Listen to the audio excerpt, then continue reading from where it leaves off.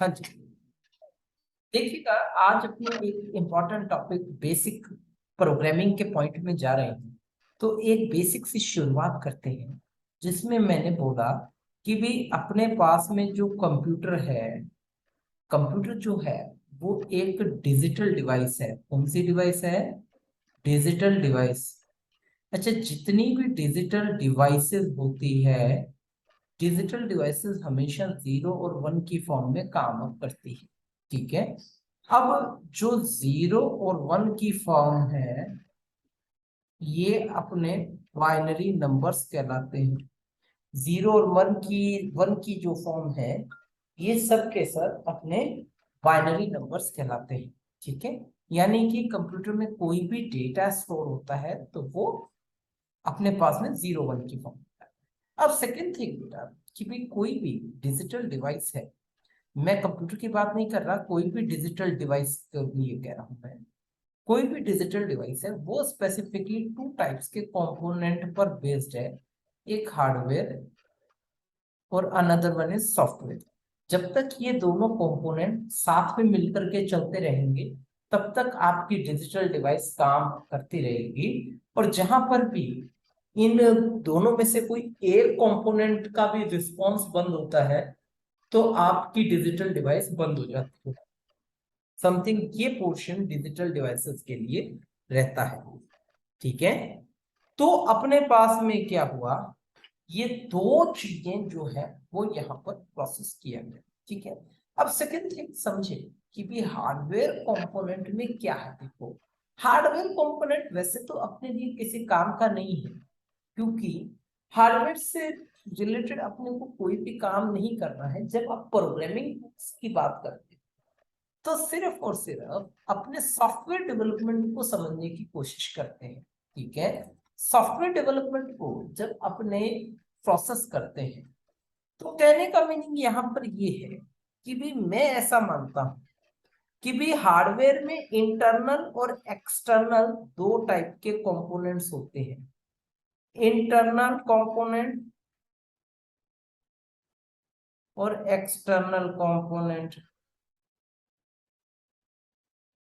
ठीक है। Internal components वो हैं जो कंप्यूटर के अंदर लगे हुए होते हैं, और एक्सटर्नल कंपोनेंट्स वो हैं जो कंप्यूटर से बाहर होते हैं। जैसे कि अब एक और चीज को समझते हैं। Just like monitor, external components हैं। प्रोजेक्टर, स्पीकर, कीबोर्ड, माउस, ये सब बाहर के components. Internal components motherboard, hard disk, RAM, CPU, ये सब कंपोनेंट्स आपके कंप्यूटर में। तो हार्डवेयर कंपोनेंट से रिलेटेड अपने को किसी भी पार्ट को प्रोसेस नहीं करना। ठीक है। तो ये पोर्शन अपने को यूज में नहीं देना। हाँ ठीक है, टॉपिक है दिया हुआ है तो ठीक है। तो ये अब आ जाए सॉफ्टवेयर। अब स्पेसिफिकली सॉफ्टवेयर कहते किसे? यदि मैं सॉफ्टवेयर की डेफिनेशन दूं, कलेक्शन ऑफ प्रोग्राम्स।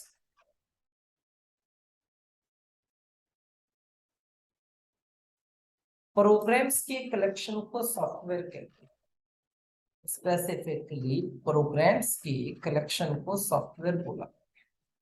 अब यदि अपने जितने भी सॉफ्टवेयर्स को देखते हैं, जितने भी सॉफ्टवेयर्स को काम में अभी लेते हैं यहाँ पर, ठीक है, तो जो प्रोग्राम्स का कलेक्शन है, जैसे सपोज दैट ये अपने सामने एक विंडो खुली हुई है, माइक्रोसॉफ्ट व्हाइट बोर्ड। तो यहाँ पर क्या है, ये जो है हर एक इंडिविजुअल आइकन एक इंडिविजुअल प्रोग्राम का काम कर। यहां पर जाएंगे तो ये जो हर एक ब्लॉक, नोट, टेक्स्ट, रिएक्शन, ये सब एज एन एक इंडिविजुअल प्रोग्राम है। जब इन सब इंडिविजुअल प्रोग्राम को जब आप एक सिंगल इंटरफेस पे बाइंड कर देते हैं, this is called specifically the soft. अब देखिए कि भी सॉफ्टवेयर तो आपको पता चला कि भी प्रोग्राम्स के कलेक्शन। यदि अपने मार्केट ट्रेंड को समझे या मार्केट के ट्रेंड को यदि प्रोसेस करते हैं, तो मार्केट के ट्रेंड को प्रोसेस करने के लिए मैं यहाँ पर कहता हूँ कि भी ऑल ओवर द वर्ल्ड अपने पास में यदि सॉफ्टवेयर की कैटेगरीज की बात करें, तो अपने पास में एक कैटेगरी है डेस्कटॉप एप्लीकेशन को बनाने की।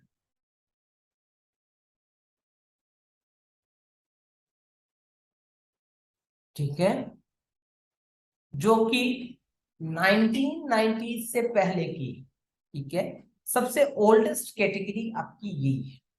सेकेंड थिंग मैं यहां पर कहता हूं, आपके पास सेकेंड कैटेगरी अपने पास में आती है मोबाइल या वेब एप्लीकेशन। सेकेंड सबसे बड़ी कैटेगरी वेब एप्लीकेशन की है। ठीक है, ये सबसे बड़ी एक कैटेगरी है जो 90s के बाद शुरू हुई और बहुत पॉपुलर कैटेगरी का पार्ट है। थर्ड वन जो अपने पास में जो पार्ट है वो है आपका मोबाइल एप्लीकेशन। थर्ड जो पोर्शन है अपने पास में मोबाइल एप्लीकेशन का पार्ट है। स्पेसिफिकली मोबाइल डिवाइस जब आए होंगे तभी तो मोबाइल एप्लीकेशन बने होंगे। एंड देन एक मोबाइल एप्लीकेशंस 2008-9 से इसकी पॉपुलैरिटी बहुत बढ़ गया था क्योंकि स्मार्टफोन्स तब आ गए थे। तब ये एप्लीकेशंस की कैटेगरीज बनी। एक कैटेगरी और आपकी है data science, machine learning, AI, deep learning. तो ये एक कैटेगरी बनी। ठीक है, तो मेजरली मार्केट में ये 3 to 4 कैटेगरी आज अपने काम में लेते हैं। जैसे कि कोई भी कंपनी एनीथिंग, किसी को अपना बिजनेसेस वगैरह शुरू करनी है तो वो सबसे पहला काम वेबसाइट जरूर बनवाए। दूसरा मोबाइल एप्लीकेशंस को प्रायोरिटी देता है। ठीक है, देन डेस्कटॉप एप्लीकेशन को वो प्रायोरिटी थोड़ा सा कम देता है। उसका कारण ये है कि आपके पास में ये जो पार्ट है, ये क्योंकि ब्राउजर के थ्रू आप एक्सेस कर सकते हो तो कोई ऐसी दिक्कत नहीं है, या फिर आपको डेस्कटॉप एप्लीकेशन भी उसके मिल जाते हैं। ठीक है, अब देखिए यहां पर यदि मैं इन प्रोग्रामिंग टूल्स को डिजाइन करने की बात है तो पाइथन के थ्रू आप सिर्फ और सिर्फ एक मोबाइल एप्लीकेशन क्रिएट नहीं कर सकते। ठीक है, बाकी desktop application, web application, then data science और मशीन लर्निंग जैसे मैकेनिज्म वो आप पाइथन के थ्रू प्रोसेस कर सकते हैं। ये एक बहुत बड़ा रोल यहाँ पर रहा, एक एक बहुत बड़ा पोर्शन यहाँ पर रहा। ठीक है, तो अब इस एक पोर्शन में अपने पास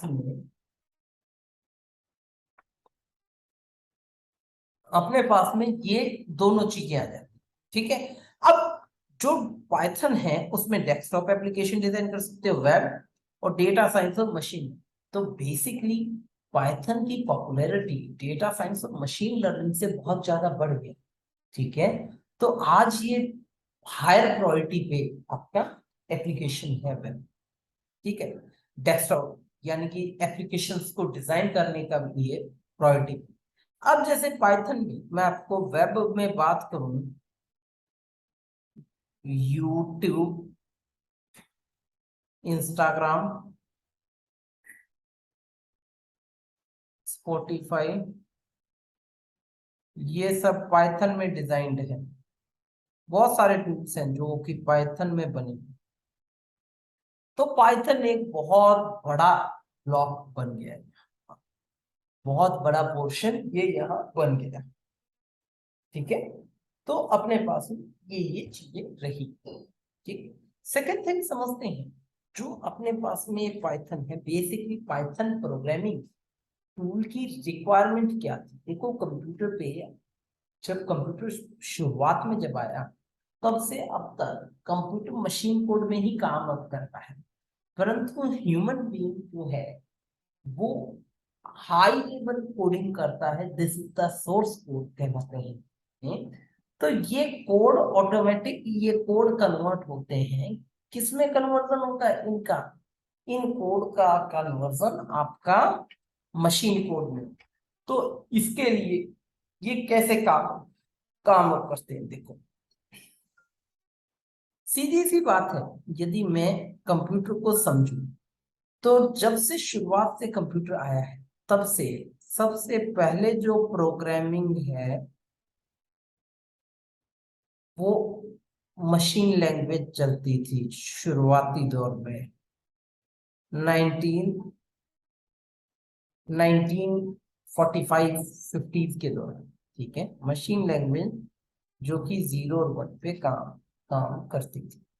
सेकेंड हैंड पर अपने पास में जो था वो सेकंड जनरेशन, अपने पास में एक और language I, assembly language. Zero one plus symbols के कॉम्बिनेशन, ठीक है, जीरो वन प्लस सिंबल्स के ब्लॉक में ये यहाँ पे प्रोसेस है। थर्ड वन प्रोसेस अपने यहाँ पर देखें, थर्ड वन मैकेनिज्म को देखें यहाँ पर। तो थर्ड वन मैकेनिज्म अपने पास में आता है हाई लेवल लैंग्वेज।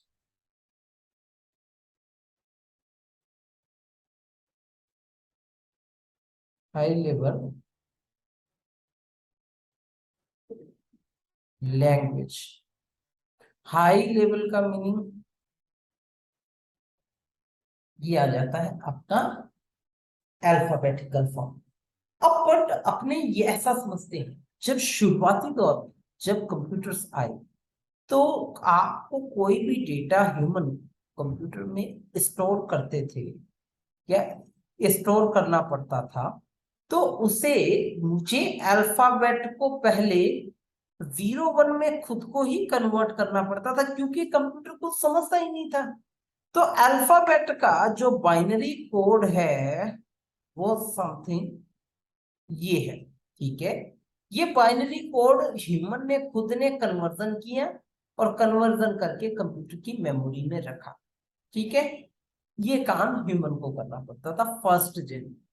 फिर सेकंड जनरेशन जब आई तो उसके बाद में उन्होंने एक नई लैंग्वेज डेवलप किया। This is called assembly language. अब जब असेंबली की बात अपने करते हैं तो असेंबली के केस में अपने पास, असेंबली के केस में अपने पास में क्या होता है आपका जीरो वन प्लस सिंबल, ये लैंग्वेज थोड़ी आसान कर। तीसरा पॉइंट 1967 66 समथिंग इसी के अराउंड, हाई लेवल लैंग्वेज। तो ह्यूमन बीइंग अपना कोड अल्फाबेटिकली मेंशन करने लगा। अब ये रिस्पॉन्सिबिलिटी अब आपकी नहीं है, आप तो अल्फाबेट देंगे, कंप्यूटर वो ऑटोमेटिक जीरो वन में कन्वर्ट करके उसे प्रोसेस कर देगा। दिस इज कॉल्ड असेंबली, ये हाई लेवल लैंग्वेज। अब इस कोड को कन्वर्जन करना है, हाई लेवल को मशीन में कन्वर्ट करना है, ठीक है। अब ये जो कन्वर्जन है इसके लिए अपने को स्पेशल काइंड ऑफ प्रोग्राम चाहिए जो ये आपका काम कर सकता है। तो ये जो स्पेशल काइंड ऑफ जो प्रोग्राम है आपका, ये या तो कहलाता है कंपाइलर या फिर कहलाता है इंटरप्रेटर, ठीक है। या तो ये कहलाएगा कंपाइलर या फिर ये आपका कहलाएगा इंटरप्रेटर, ठीक है। अब इंटरप्रेटर और कंपाइलर के कंटेक्स्ट में यदि अपने चीजों को देखें या चीजों को प्रोसेस करें तो क्या क्या चीजें, कौन कौन से कॉन्सेप्ट्स यहाँ पर रहते हैं, देखिएगा। अब सेकंड थिंग यहाँ पर ये आता है यदि मैं कंपाइलर की बात करूं तो कंपाइलर और इंटरप्रेटर क्या है? Special type of program that are use convert your source into the machine code. आपके सोर्स कोड को मशीन में कन्वर्ट करेगा। This is called compiler.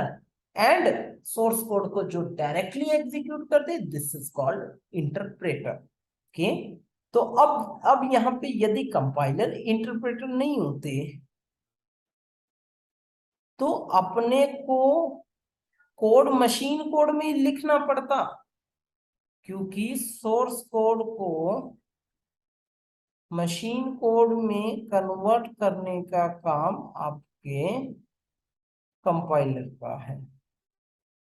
Okay, source code alphabetical order में लिखा गया, मशीन कोड 0 1 में प्रोसेस किया गया, तो कोड को 0 1 में प्रोसेस किया गया। ठीक है, अब क्या कोई मुझे मशीन कोड का कोई एग्जांपल बता सकता है?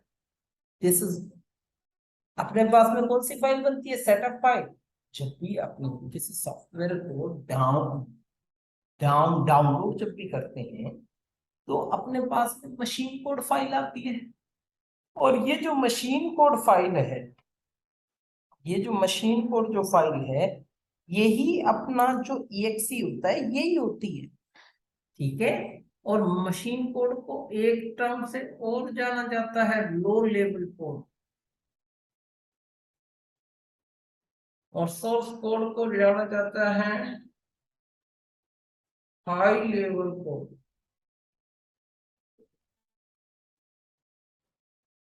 लो लेवल और another one is high level. ये अपने पास में पूरा प्रोसेस रहता है। ठीक है, तो कंपाइलर का काम है सोर्स कोड को मशीन कोड में कन्वर्ट करना। पर इंटरप्रेटर जो है वो सोर्स कोड को डायरेक्ट रन करने में कैपेबल है, पर कंपाइलर ये काम डायरेक्टली नहीं कर सकता। तो ये आपका इंटरप्रेटर है।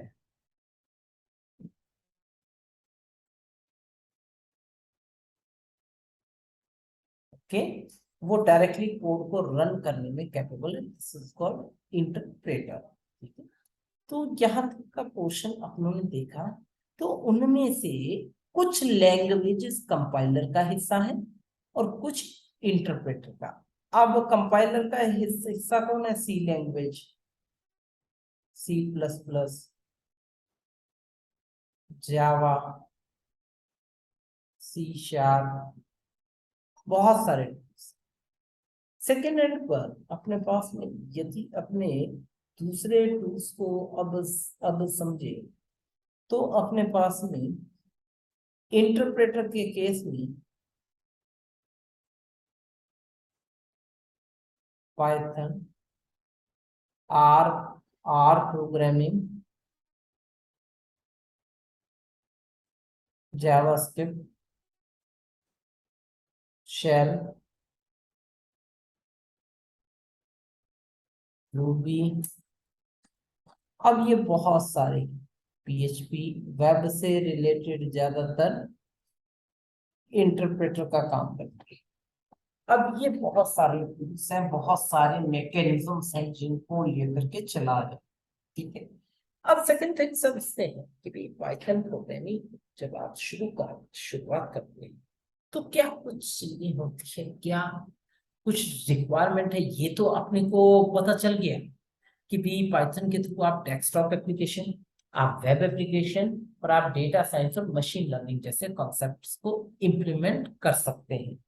बट पाइथन के थ्रू मोबाइल एप्लीकेशन में कुछ कुछ डाउट सा रहता है कि भी मोबाइल एप्लीकेशन को प्रोसेस करना कैपेबल नहीं है यहाँ पर।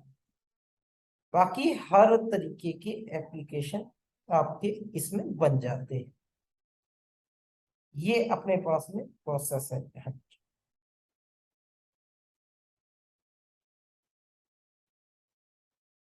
ठीक है, तो सबसे बड़ी चीज तो ये हो गया अपने पास में पाइथन के बारे में। ठीक है, अब समझते हैं बेसिक बेसिक चीजें अपनों ने समझ ली है, तो अब थोड़ा सा अपने पाइथन को लेते हैं। क्या कुछ है पाइथन, देखिएगा।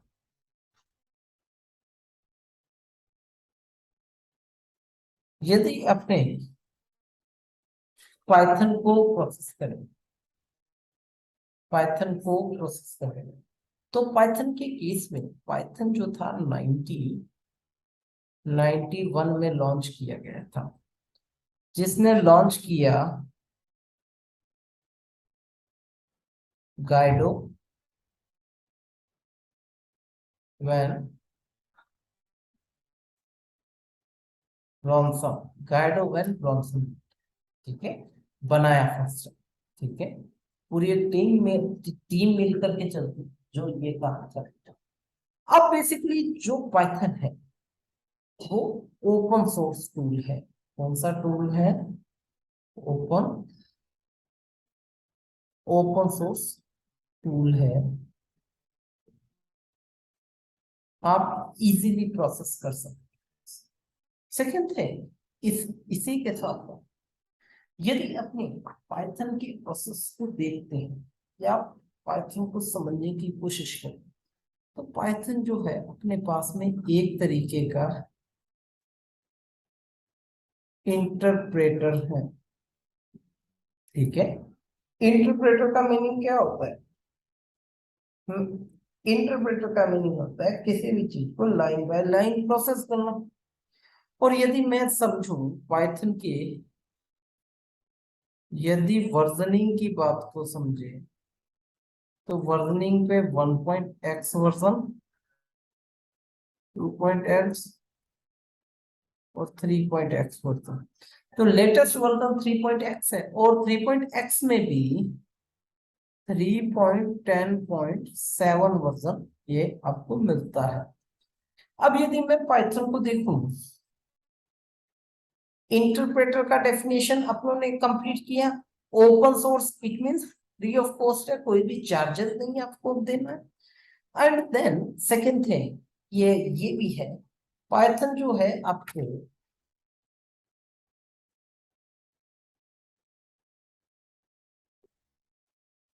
पाइथन डॉट org साइट से मिलेगा, ठीक है।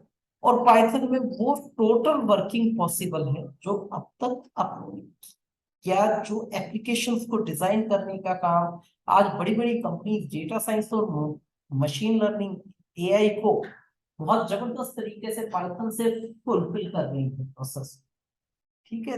तो इसकी एक प्रॉपर तरीके से कंप्लीट डिमांड जो है वो यहाँ पर बनी, ठीक है।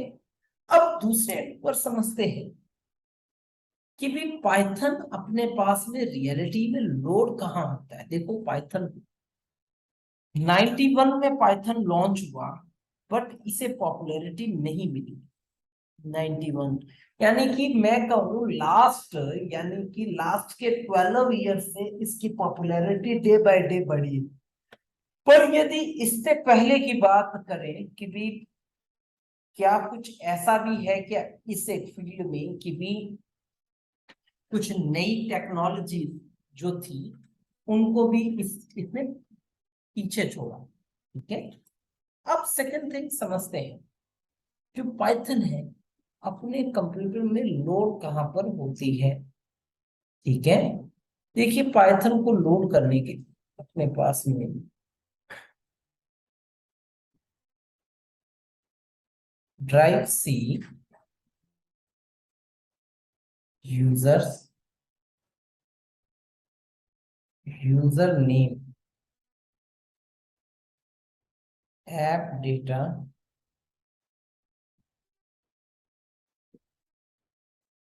लोकल प्रोग्राम्स,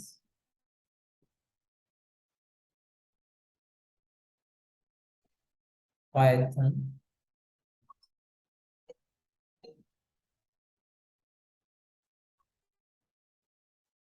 पाइथन 3.10, ये अपने पास में प्रोसेस, ठीक है। तो पाइथन 3.10 फोल्डर है जहां पर ये आपका बनेगा, और 3.10 में अपने पास में पिप होता है, ठीक है। अब समझने वाली चीज ये है, जो ऐप डेटा होता है ये फोल्डर हाइड होता है। आपका जो पाइथन डॉट जो exe है वो यहाँ होती है। पाइथन का रियल पाथ तो यही है, और पिप में आपका पिप होती है, स्क्रिप्ट्स नाम के फोल्डर, नॉट ए पिप, इसे स्क्रिप्ट्स फोल्डर कहते हैं, पिप नहीं, स्क्रिप्ट्स फोल्डर। ठीक है। ये पूरा होल पाथ है पाइथन का। यूजर नेम वही आएगा जो आपके कंप्यूटर पे रहने वाला है। ठीक है। तो ये अपने पास में पोर्शन रहा। ठीक है।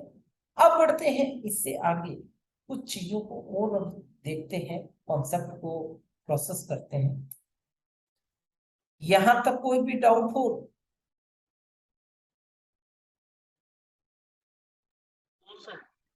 ठीक है, चलिए। तो अब अपने यहाँ पर यदि अपने पाइथन की प्रोग्रामिंग को यदि प्रोसेस करते हैं, तो पाइथन की प्रोग्रामिंग को दो तरीकों से अपने प्रोसेस कर सकते हैं। एक प्रोसेस तो है लाइन बाय लाइन मोड के, जो कि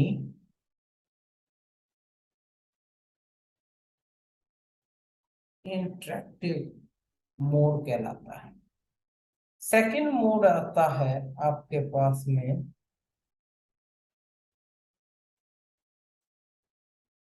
script mode.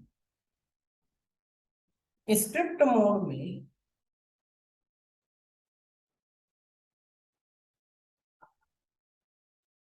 Dot P Y files बनती है, यानी कि पाइथन फाइलें बनती हैं अपने पास में। ये दो मोड अपने पास में प्रोसेस करते हैं, जो अपने यहाँ पर काम ले रहे हैं। ठीक है। अब अपने पास में ये दो पॉइंट हैं जो अपने सबसे इंपॉर्टेंट है। दूसरी चीज यहाँ पर लाइन बाय लाइन मोड, और second one is script mode. दोनों मोड्स अवेलेबल होते हैं, परंतु line by line testing purpose के लिए तो सही है। ठीक है। पर टेस्टिंग पर्पस के अलावा इसमें किसी तरीके का कोई और टास्क नहीं होता। ठीक है।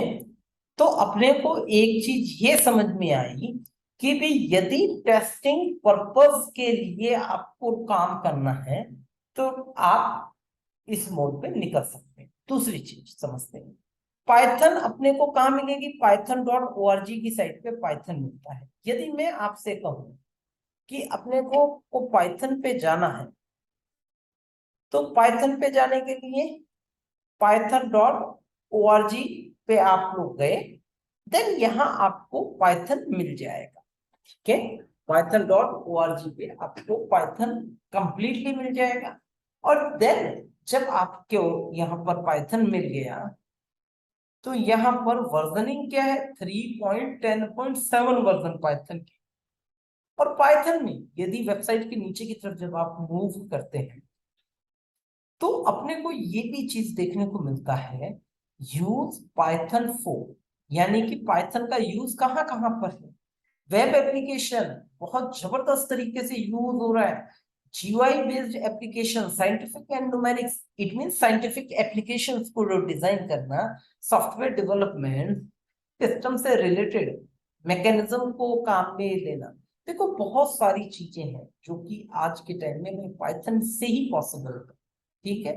तो पाइथन का मार्केट जो है वैल्यू है, धीरे धीरे अब इंक्रीज होता जा रहा है अब आपका। ठीक है। तो ये अपने पास में पाइथन का स्पेसिफिक रोल रहा। ठीक है। अब दूसरी चीज ये भी है कि भाई जब आप पाइथन को लोड करके अपनी मशीन में लोड करेंगे, तो पाइथन कौन सी लोकेशन पर जाएगा? पाइथन इस पाथ में आपका लोड होगा, ये जो पाथ जो लिखा हुआ। ठीक है। अब सेकंड थिंग, यदि अपनी मशीन में पाइथन अपनों ने प्रॉपर ढंग से यूज में ले रहे हैं, तो पाइथन कहां से आपको मिलता है एप्लीकेशन? इफ स्टार्ट में गए, ऑल एप्लीकेशंस में जाएंगे आप, और जाने के बाद में आप यहाँ आपको पाइथन मिल जाएगा। ओके, पाइथन में IDE। अब ये जो यहाँ पर अपने पास में मैंने दो चीजें रखी हैं यहाँ पर, देखिएगा, जब मैं पाइथन का ये जो विंडो खुलेगा, this is called IDE shell, यानी पाइथन शेल। अब यहाँ पर अपने पास में इस पाइथन शेल में ये प्रॉम्प्ट साइन है, ट्रिपल एरो जो है, दिस इज कॉल्ड प्रॉम्प्ट। अब बेसिकली मैंने ये कि भाई पाइथन शेल में जब भी आप कोई काम करते हो तो वो टेस्टिंग पर्पस के लिए रहता है, ठीक है। और कोई भी मैसेज प्रोसेस करना है तो मैसेज को प्रोसेस करने के लिए अपने पास में ये जो है प्रिंट फंक्शन को काम में लेते हैं। तो हेलो, सपोज दैट मैंने 10 A is equal to 10 and B is equal to 20, A plus B 30 answer है, ठीक है। तो ये जितना भी टास्क है ये अपना लाइन बाय लाइन मोड पे प्रोसेस करता है, लाइन बाय लाइन मोड पे ये पूरा होल टास्क अपना काम करता है, ठीक है। अब दूसरी चीज को भी समझते हैं साथ में कि भाई मैं यदि इस विंडो को बंद करूं एंड दोबारा इसी विंडो को जब मैं एक्सेस करता हूं तो यहां पर आपका जो है लास्ट जो आउटपुट था, जो अपनों ने एग्जीक्यूशन किया था, वो यहाँ पर नहीं आता। जब वो यहाँ पर नहीं आएगा तो इट मीन्स, कहने का मीनिंग ये है कि भी जब वो प्रोसेस यहाँ पर नहीं होगा तो फिर क्या हुआ, यानी कि वो सिर्फ टेस्टिंग पर्पस के लिए था, सेव अब नहीं होता। सेकेंड मोड ये है किसी भी प्रोग्रामिंग को करने के लिए, this is called script mode. Reality में अपने स्क्रिप्ट मोड को ही काम में लेते हैं। तो स्क्रिप्ट मोड के लिए अपने पास में पूरा प्रोसेस रहता है, ठीक है। तो ना सबसे पहली चीज अपने को स्क्रिप्ट मोड को प्रोसेस करना है, ठीक है। तो स्क्रिप्ट मोड के लिए न्यू फाइलें बनेगी, न्यू फाइल में न्यू में जाऊंगा, देन मैं फाइल पे प्रोसेस करना शुरू कर दूंगा। हालांकि खैर इसका प्रैक्टिकल डेमोन्स्ट्रेशन कल अपने देखेंगे, सिर्फ मैंने अभी आपको लाइन बाय लाइन मोड के बारे में यहाँ पे बताया है। रियल सिनेरियो में स्क्रिप्ट मोड में करेंगे सारा, ठीक है। अब सेकंड थिंग समझते हैं किसी के साथ साथ, जो अपने पास में पाइथन की प्रोग्रामिंग को यूज में लेने के लिए इसके कुछ नेसेसरी कंपोनेंट्स होते हैं, अपने को उन कंपोनेंट्स को भी समझना है, ठीक है। अब वो कंपोनेंट्स होते क्या है, अब उन कंपोनेंट्स की वर्किंग को देखते हैं। सबसे पहली चीज, अपने पास में ऐसे नेसेसरी कंपोनेंट जिनके बगैर पाइथन प्रोग्रामिंग पॉसिबल नहीं है, या मैं ऐसा कहूं किसी भी तरीके की कोडिंग पॉसिबल नहीं है, this is called Python tokens. This is called Python tokens. अब पाइथन टोकन्स अपने पास में एक ऐसा मैकेनिज्म है जिसमें अपने पास में पाइथन टोकन्स को यदि अपने प्रोसेस करते हैं तो उसमें अपने पास में पाइथन टोकन्स के जो जो पोर्शन है, इसमें अपने पास में ऐसे नेसेसरी कंपोनेंट्स जिनके बगैर पाइथन का प्रोग्रामिंग पॉसिबल नहीं है, तो उनके पार्ट को अपने को देखना है, ठीक है। अब देखिएगा, सबसे पहली चीज अपने पास में आता है variables, literals, keywords, operator and then data type. इन पोर्शन को अपने को प्रोसेस में लेना है, जिसको अपने कल के लेक्चर में प्रोसीड करेंगे। कल के लेक्चर में इस सारे पोर्शन को देखेंगे। अच्छा, अभी ये लिंक एक्सपायर होगा तो आपको ना दोबारा ज्वाइन करना है यही लिंक। ठीक, लिंक एक्सपायर हो जाएगा। हाँ, तो